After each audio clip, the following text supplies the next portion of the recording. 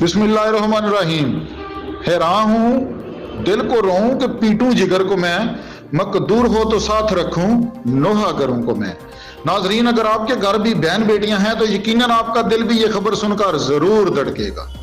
जिला गुजरात के थाना टांडा के इलाका कमाला चक के कब्रिस्तान में गुज़श्ता रात यानी मुरहा 4 मई 2022 को शाम 6 बजे निदा नजीर नामी एक लड़की जिसकी उम्र 18 से 20 साल थी, जिस्मानी और ज़हनी तौर पर मजदूर लड़की को दफन किया गया। आज सुबह यानी 5 मई को घर वाले फातिहा खानी के लिए गए तो देखा कि कब्र खुली हुई थी और निदा की लाश बाहर पड़ी हुई थी। कितना बड़ा जुल्म है।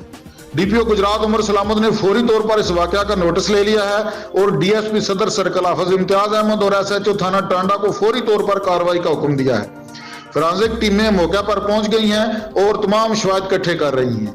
थाना टांडा में जुर्म 297 तेपे के तहत मुकदमा भी दर्ज कर लिया गया और पुलिस तमाम शवाहिद इकट्ठे कर रही है।